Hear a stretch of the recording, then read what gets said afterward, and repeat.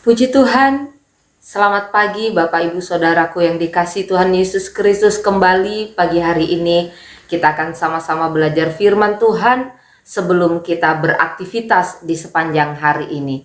Sebelumnya kita akan berdoa bersama. Terima kasih Tuhan, pagi hari ini tubuh sehat dan kuat Tuhan masih anugerahkan bagi setiap kehidupan kami. Dan di sepanjang hari ini Tuhan, sebelum kami beraktivitas, kami mau mendasari hati kami dengan kebenaran firman-Mu, sehingga Tuhan Yesus kami boleh tetap ada di dalam jalan-jalan-Mu. Terpujilah Engkau kekal selamanya, ampuni setiap salah dan dosa kami. Dalam nama Yesus kami berdoa, haleluya, amin.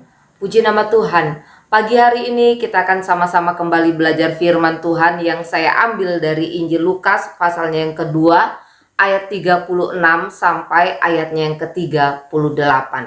Lukas 2 ayat 36 sampai 38, demikian firman Tuhan.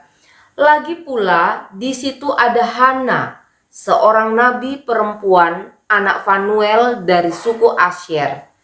Ia sudah sangat lanjut umurnya. Sesudah kawin ia hidup 7 tahun lamanya bersama suaminya. Dan sekarang ia janda dan berumur 84 tahun. Ia tidak pernah meninggalkan bait Allah dan siang malam beribadah dengan berpuasa dan berdoa. Dan pada ketika itu juga datanglah ia ke situ dan mengucap syukur kepada Allah dan berbicara tentang anak itu kepada semua orang yang menantikan kelepasan untuk Yerusalem. Amin. Renungan firman Tuhan pagi hari ini saya beri judul Hana sang Nabia. Kisah tentang Hana, seorang Nabia ini hanya ditulis dalam 3 ayat yang kita baca saja. Tetapi dari ketiga ayat ini ada beberapa hal yang dapat kita pelajari. Dan saat pagi hari ini 2 hal saja yang ingin saya bagikan untuk saya dan saudara. Yang pertama, kita belajar lewat ayat-ayat ini, lewat Hana, sang nabia ini, yaitu pemeliharaan Tuhan itu sempurna. Yang pertama kita belajar bahwa pemeliharaan Tuhan itu sempurna. Kita bisa melihat di dalam ayatnya yang ke-36, ada kalimat yang berbunyi, ia hidup 7 tahun lamanya bersama suaminya. Alkitab mencatat bahwa Hana hanya menikmati kebersamaan hidup berumah tangga dengan suaminya selama 7 tahun saja. Setelah itu, Hana harus menerima satu kenyataan pahit bahwa ia harus menyandang gelar seorang janda sampai usia lanjutnya. Firman Allah berkata seperti ini.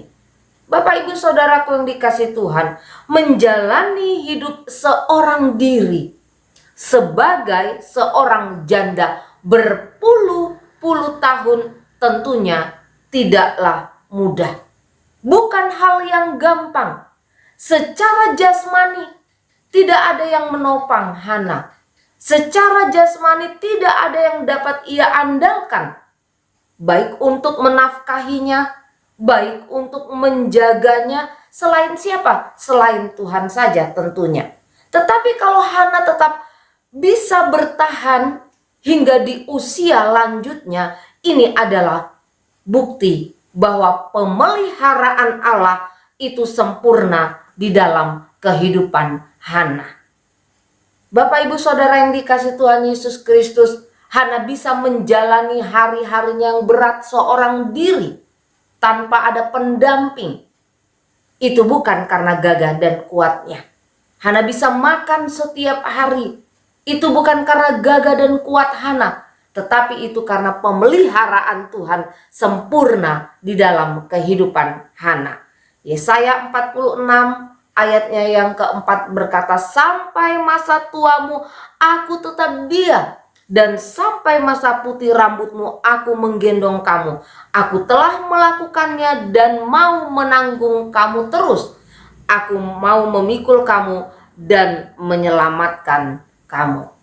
Pemeliharaan Tuhan bagi orang percaya tidak dimulai ketika kita baru terlahir di dunia ini. Kemudian kita bertumbuh menjadi anak-anak, remaja, dewasa, dan menjadi tua. Tidak. Tetapi pemeliharaan Tuhan dimulai bahkan sebelum kita menjadi bakal anak. Sejak di dalam kandungan sampai tua, bahkan sampai kita menutup usia. Hal kedua yang kita pelajari dari kehidupan sang nabiah yaitu Hana. Hana adalah pribadi yang setia dan pandai memanfaatkan setiap kesempatan yang ada.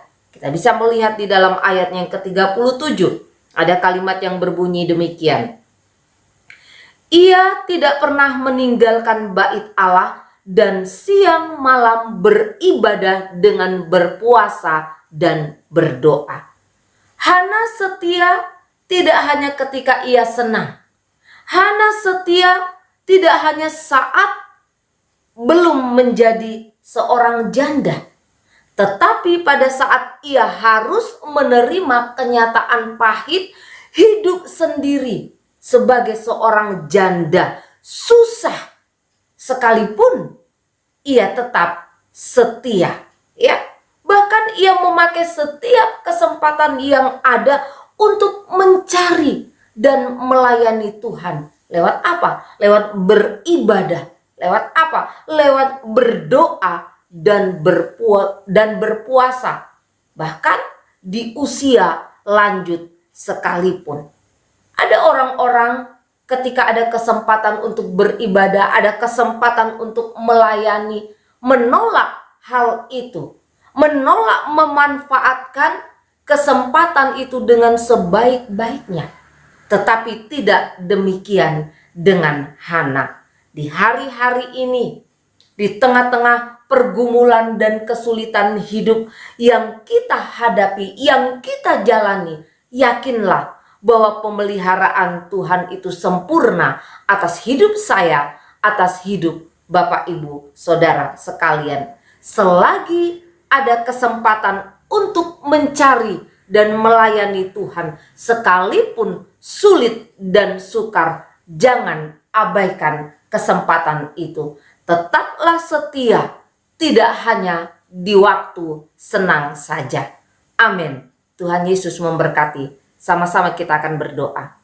Terima kasih Tuhan buat kebenaran firman-Mu yang boleh kembali mengingatkan kami, meneguhkan kami Tuhan, menguatkan kami, meyakinkan kami bahwa kami memiliki Allah yang memelihara setiap kehidupan kami dengan setia.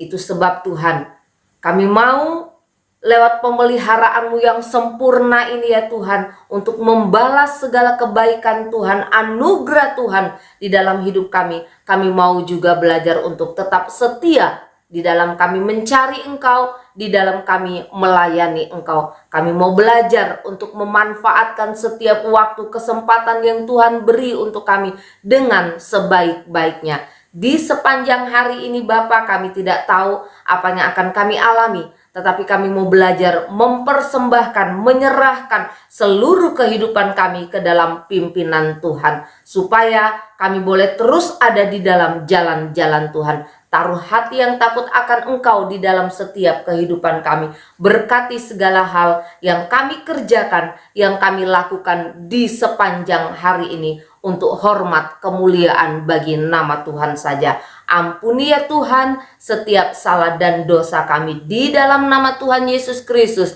kami akan melangkah di sepanjang hari ini. Haleluya. Amin. Puji Tuhan. Selamat pagi. Tuhan Yesus memberkati.